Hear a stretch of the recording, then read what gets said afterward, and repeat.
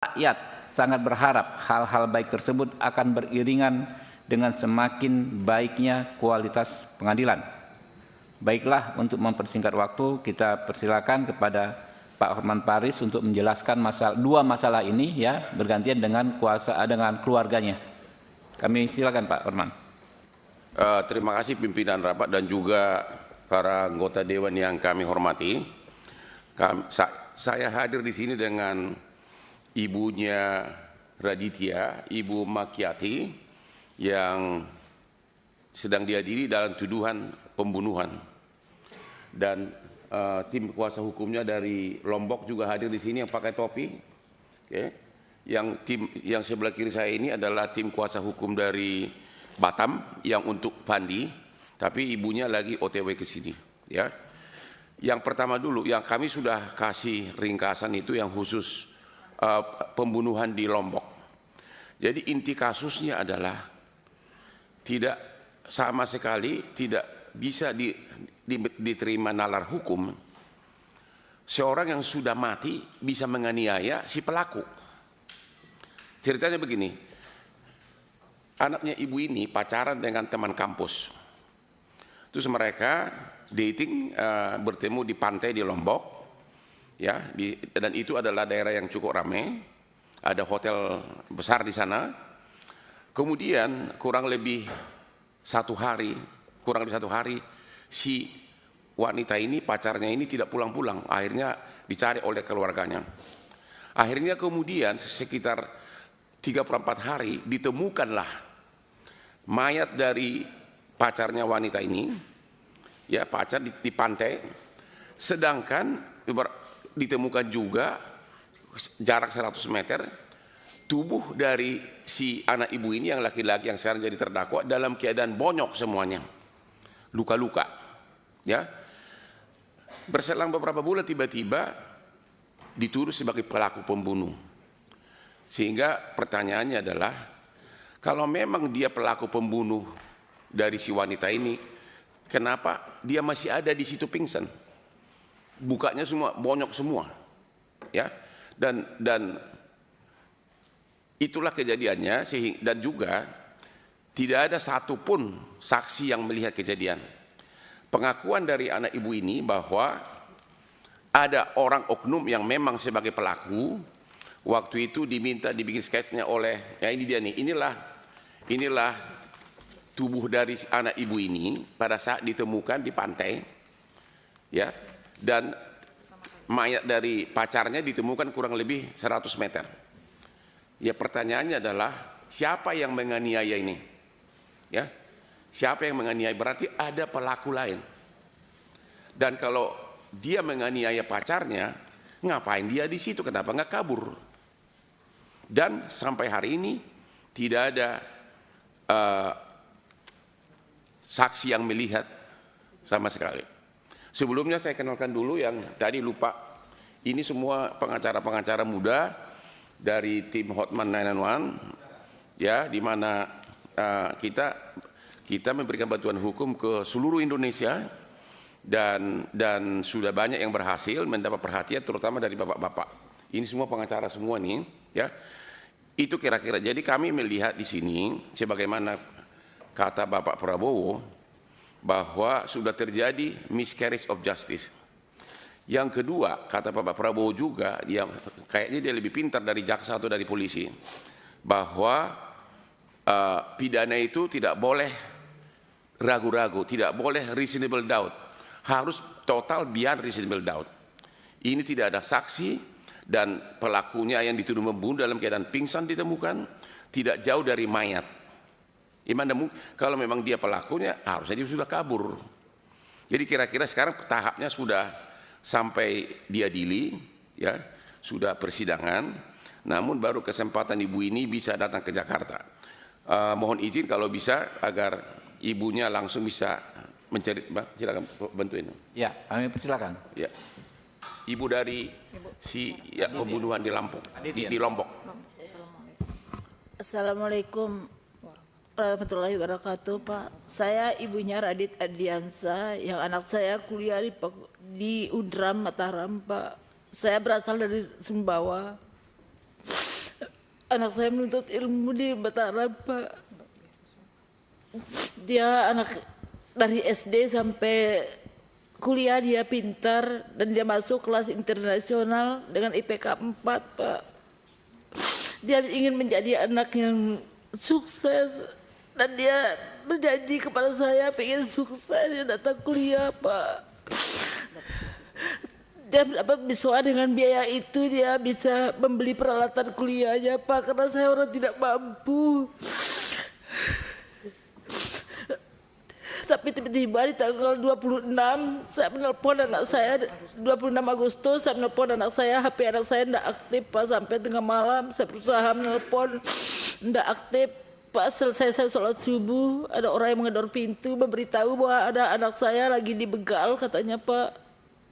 Makanya saya dari tanggal 28 Agustus saya berangkat ke Mataram, Pak, menemui anak saya di rumah sakit Provinsi Mataram, Pak.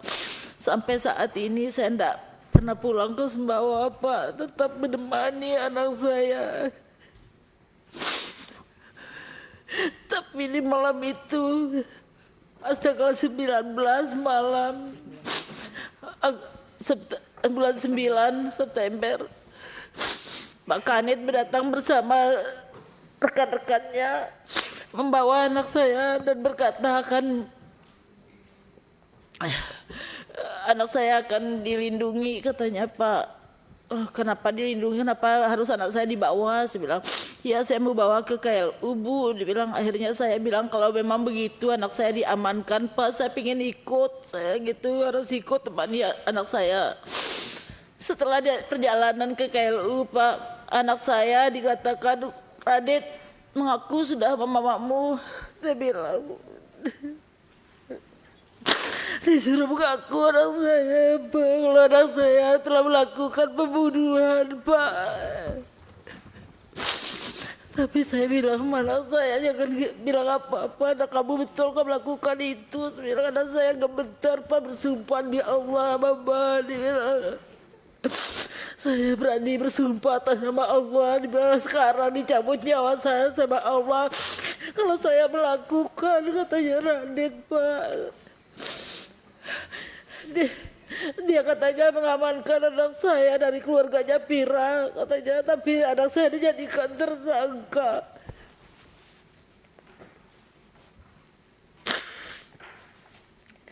Keesokan harinya, apa, di sana di BAP anak saya dan saya disuruh ke dalam bersembunyi supaya jangan saya melihat anak saya yang lagi dibergol dan memakai baju yang oranye, Pak. Anak saya tidak didampingi pengacara. Anak saya malam itu tidak ada satupun pengacara yang mendampingi anak saya. Saya minta tolong tapi tidak ada yang datang membantu anak saya, Pak. Besoknya baru pengacaranya datang mendampingi anak saya, tapi dengan alasan minta pengurangan. Dibilang, pengurangan apa? Saya bilang begitu. Sampai detik ini saya seorang ibu, batin saya mengatakan anak saya tidak pernah, tidak bisa melakukan hal seperti itu sampai detik ini. Karena Radit ini dari kecil, dari SD belum pernah ada guru yang mengasih saya laporan kalau Radit pernah ada masalah sama temannya sampai SMA, Pak. Belum ada. Radit ini anaknya sangat patuh. Radit sudah menyampaikan ciri-ciri pelaku. Radit sudah menyampaikan ciri-ciri pelakunya, Pak. Kenapa mereka itu tidak berusaha untuk sketsa wajahnya? Malah anak saya dituduh sebagai tersangka. Saya mohon sekali, Pak, saya orang tidak punya, Pak. Saya mohon, Pak, anak saya bukan pelaku, Pak. Sampai detik ini batin saya mengatakan Radit bukan pelaku, Pak. Saya tidak punya biaya untuk kuliahkan anak saya, ingin sukses anak saya, Pak.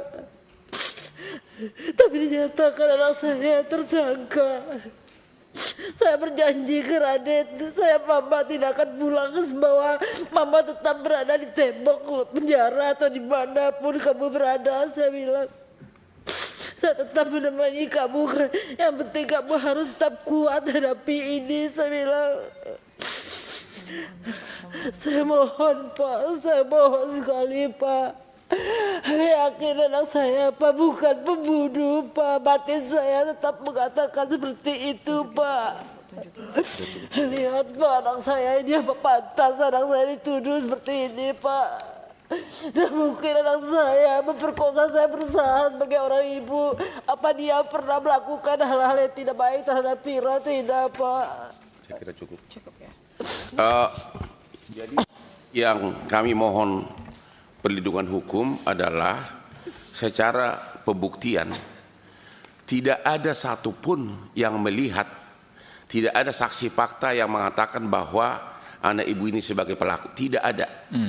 Hanya keterangan ahli-ahli dan psikolog.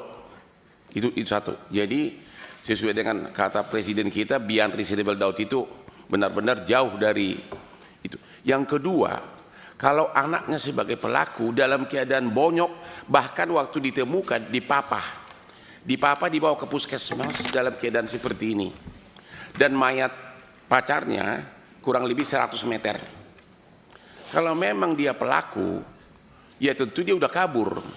Tapi waktu ditemukan pun dalam keadaan pingsan begini, dipapah ke puskesmas. Jadi dan siapa yang melukain ini? Ya pasti ada pihak ketiga. Dan nggak mungkin tuduhan bahwa seolah-olah ini perlawanan dari si korban. Karena mereka hubungannya harmonis, dan nggak mungkin wanita yang sudah meninggal bisa menganiaya seperti ini. Dan juga dari TKP dia sampai ditemukan juga masih di TKP dalam keadaan pingsan dan luka-luka di mana-mana. Jadi yang kami mohon agar Komisi 3 berkenan memanggil JPU-nya dan penyidiknya. Hukum pembuktian apa yang dipakai? Ya, hukum pembuktian apa yang dipakai? Yang jelas dua alat bukti melihat kejadian tidak ada, sama sekali tidak ada. Ya, ditemukan dalam keadaan sudah pingsan dan pacarnya 100 meter. Kira-kira, dan sekarang proses persidangan sudah berjalan. Ya, udah tahap apa sekarang? Masih dalam tahap pledoi. Ya, jadi kami memohon agar Bapak berkenan memanggil JPU-nya. Apa dasarnya mendakwa orang yang pingsan begini dituduh membunuh pacarnya? Bukti apa yang dia pakai? Kira-kira begitu.